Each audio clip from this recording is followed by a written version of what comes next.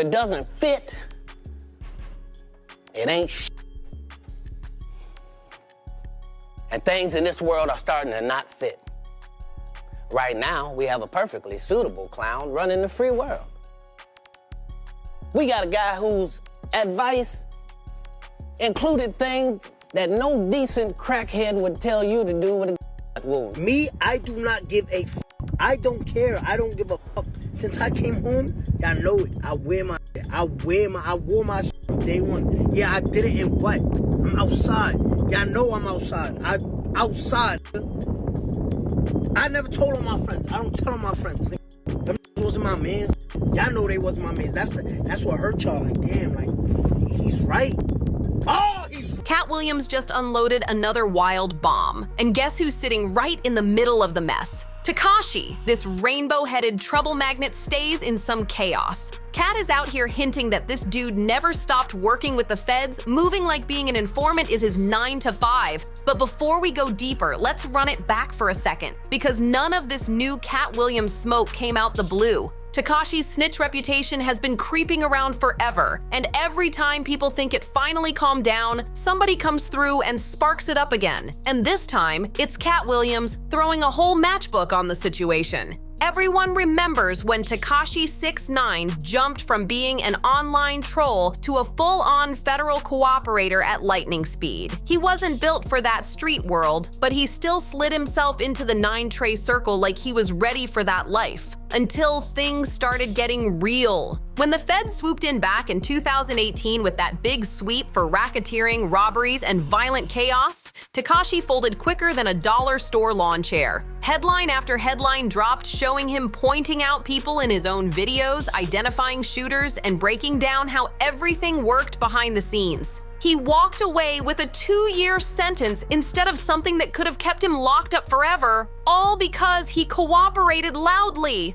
Dude wasn't whispering. He was basically giving full presentations for the prosecution. Even prosecutors admitted his cooperation was extremely useful. And by 2019, the streets stamped him with that snitch label permanently. Real street dudes dragged him non-stop, and his name became a whole warning sign in itself. Memes were flying everywhere, and the internet was arguing non-stop. The wildest part is that even after everything, even after walking out with a short sentence, Tekashi moved like his snitch label disappeared overnight. And that's where Meek Mill steps into the story, because Meek was one of the first big-name rappers who wasn't scared to say the truth out loud. Back in 2018, when Tekashi's drama was first heating up, Meek went on an interview and dropped a warning. He told him straight up, "You give out that certain kind of energy, that energy actually comes back," which was Meek basically saying, slow down before your mouth puts you in danger. I'd have been like, all that shit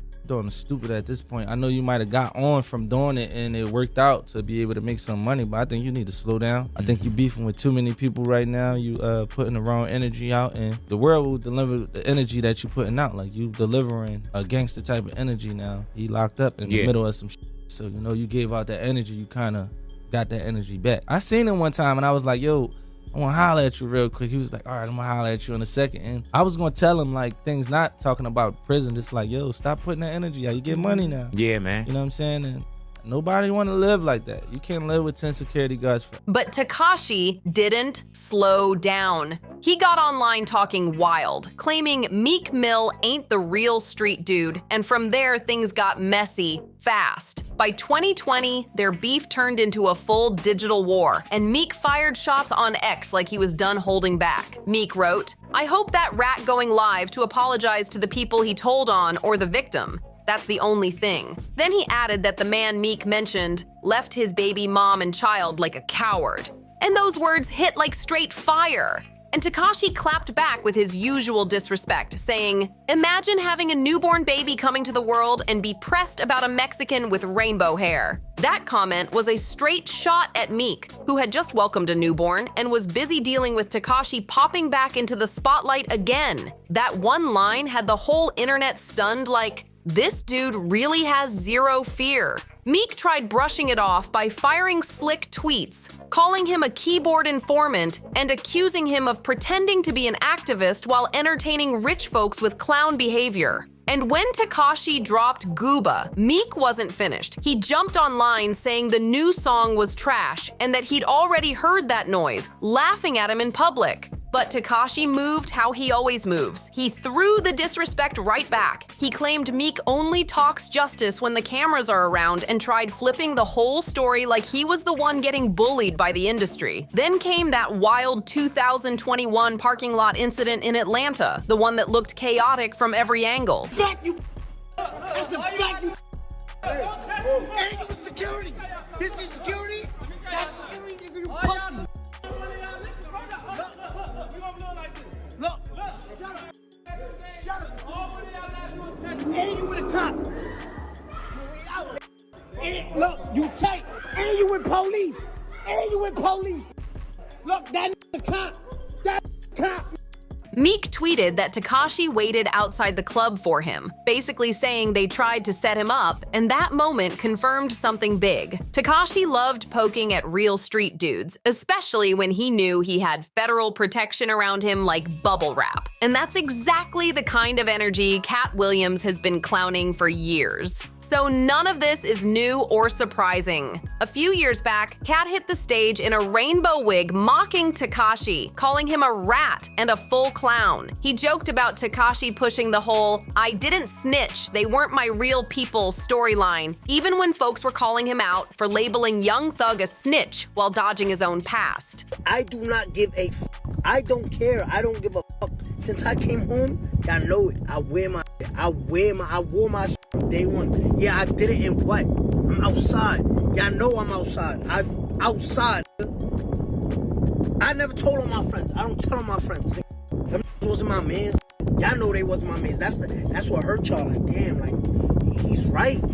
Oh, he's right. Fast forward to earlier this year on Theo Von's podcast, and even though Katt didn't drop any names, everybody with working ears knew exactly who he was aiming at. He said the rap game has dudes playing federal pieces, acting tough in public while staying out of jail because they keep feeding the system information. Absolutely, that's what. Wild instantly. People said, he talking about 6ix9ine? He has to be, because who else fits that exact pattern? Tekashi out here roaming around untouched, trolling rappers, pulling up on people who should have checked him ages ago. And somehow he never gets hit with the same consequences other artists face. The wildest part is how fast the rumors took off. Folks online started speculating that Tekashi must have locked in some extended cooperation deal, especially since last year's drug-related situation came and went with no real fallout. People said it looked like he got caught slipping, but somehow walked free again, like the rules don't apply to him. One dude said straight up that Tekashi been working with the government and didn't just snitch once, he's still snitching. Another person said, Katt definitely referring to 6ix9ine, dude been a snitch and still is. Someone else wrote,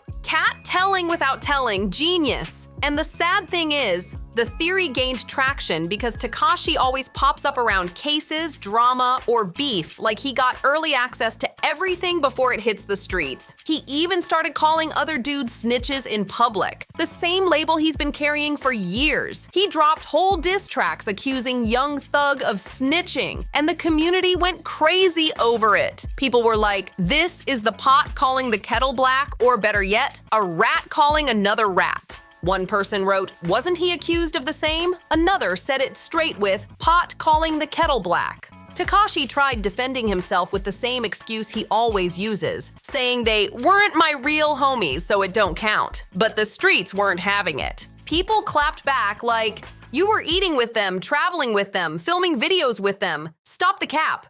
And that's exactly why Katt's new comments hit harder. Not because he revealed something brand new, but because he finally said what people been whispering for years. Katt Williams basically confirmed what folks in the streets have been debating forever. Tekashi didn't just cooperate back in 2018, he didn't stop in 2019, and he might not have stopped at all. And once you line it all up, the courtroom testimony, the short sentence, the protected behavior, the nonstop drama without consequences, the reckless trolling, and the strange access he somehow gets, it all starts looking connected. Katt kept it smooth, but the message was loud. If someone keeps slipping through situations that would crush other rappers, something bigger is going on behind the scenes. And the internet did not waste a second connecting those dots. People started saying Tekashi moves like he got a whole invisible shield around him, like every time he should crash out, he gets escorted right back to safety. And that's why this new wave of attention hits different. Tekashi stays diving into beefs, pulling up on folks, talking wild online, and somehow nobody touches him and the system never pushes back. It's like he got a backstage pass to the whole industry, walking in rooms he should have been banned from a long time ago. Then more rumors started flying, people saying he must have signed some long-term cooperation deal that keeps him protected as long as he keeps feeding info. Folks on the street even said Tekashi moves like somebody who always knows what's coming next, almost like he gets briefed before chaos breaks out. So now the question is real. Did Katt just crack the door open on something everybody else has been scared to say out loud?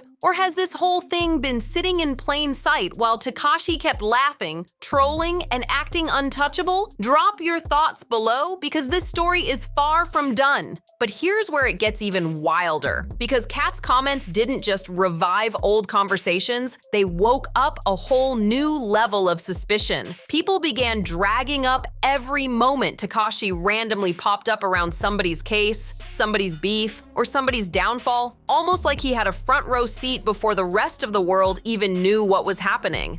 And every time Tekashi popped out with that same loud energy, folks started side-eyeing harder. They weren't just calling him reckless, they were calling him protected.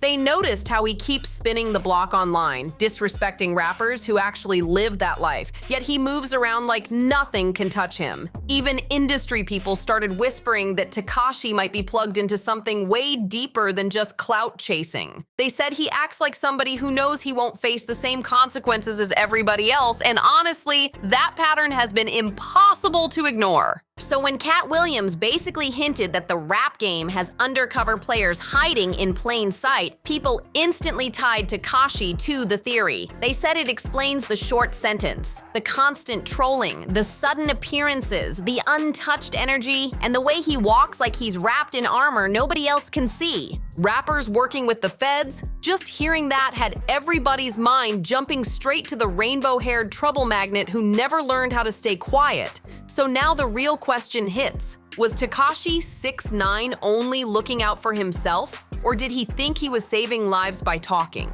Did he betray the streets? Or was that his only way to avoid spending forever locked up? And what about Katt Williams? Did he swing too wide with his words? Or did he finally say out loud what everyone else has been scared to admit? Drop your thoughts below because this convo is about to get loud. Make sure to like, subscribe, share, and comment, and I'll see you in the next one.